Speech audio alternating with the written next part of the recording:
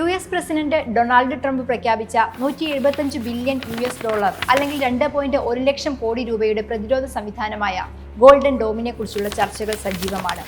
നിർമ്മാണം പൂർത്തിയായാൽ ലോകത്തിന്റെ മറ്റു ഭാഗങ്ങളിൽ നിന്നോ ബഹിരാകാശത്തു നിന്നോ വിക്ഷേപിക്കുന്ന മിസൈലുകളെ പോലും പ്രതിരോധിക്കാൻ കഴിയുമെന്ന് ട്രംപ് പറയുന്നു. ഇത്ര വലിയ തുക ചെലവഴിച്ച് തയ്യാറാക്കുന്ന ഗോൾഡൻ ഡോം കൊണ്ട് അമേരിക്ക എന്താണ് ഉദ്ദേശിക്കുന്നത്?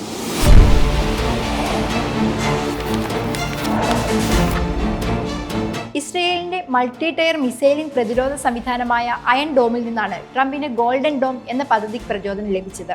2011 പ്രവർത്തനം ആരംഭിച്ച അയൺ ഡോം ആയിരക്കണക്കിന് ഹ്രസ്വദൂര റോക്കറ്റുകളെ തടഞ്ഞുകൊണ്ട് ഇസ്രയേലിന് സംരക്ഷണ കവചം തീർത്തിരുന്നു. 2023 ഒക്ടോബറിൽ ഇറാനിൽ നിന്നും സഖ്യകക്ഷികളായ തീവ്രവാദ ഗ്രൂപ്പുകളിൽ നിന്നുമുള്ള റോക്കറ്റ് മിസൈൽ ആക്രമണങ്ങളിൽ നിന്ന് ഇസ്രയേലിനെ പ്രതിരോധിക്കുന്നതിൽ അയൺ ഡോം വലിയ പങ്ക് വഹിച്ചിരുന്നു. US പിന്തുണയോടെയാണ് ഇസ്രയേൽ ഇത് വികസിപ്പിച്ചത്. എന്നാൽ റോക്കറ്റുകളിൽ നിന്നും പീരങ്കികളിൽ നിന്നും താരതമ്യേന ചെറിയ പ്രദേശങ്ങളെ സംരക്ഷിക്കുന്നതിൽ വൈദഗ്ധ്യമുള്ള അയൺ ഡോമിൽ നിന്ന് വ്യത്യസ്തമായി വിശാലമായ ഭൂഖണ്ഡാന്തര പ്രദേശത്തിന് മുകളിൽ ഉണ്ടാകുന്ന ഭൂഖണ്ഡാന്തര ഹൈപ്പർസോണിക് ഭീഷണികളെ നേരിടാൻ ഈ സംവിധാനത്തിന് കഴിയും. കര ബഹിരാകാശ മിസൈൽ ആക്രമണങ്ങളുടെ 4 പ്രധാന ഘട്ടങ്ങളിൽ ഗോൾഡൻ ഡോമിന് ഇടപെടാൻ കഴിയും.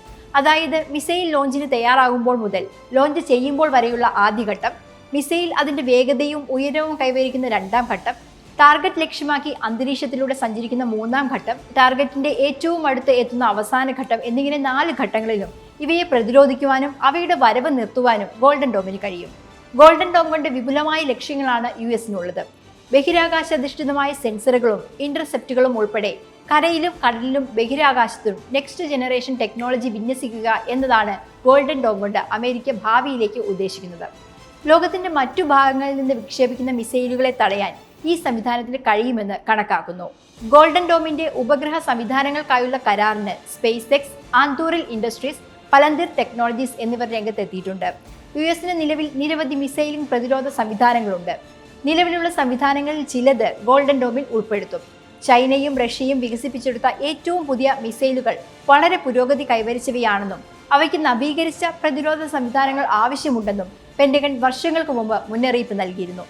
ക്രൂയിസ് മിസൈലുകൾ, ബലിസ്റ്റിക് മിസൈലുകൾ, ഹൈപ്പർസോണിക് മിസൈലുകൾ, ഡ്രോണുകൾ എന്നിവയും കൂടാതെ റഷ്യയും ചൈനയും വികസിപ്പിച്ചുകൊണ്ടിരിക്കുന്ന നൂതന ഹൈപ്പർസോണിക് സംവിധാനങ്ങളും അടക്കമുള്ള മിസൈൽ ആക്രമണങ്ങൾക്കെതിരെയുമുള്ള കവചമാണ് ഗോൾഡൻ ഡോമിലൂടെ അമേരിക്ക ഉദ്ദേശിക്കുന്നത്.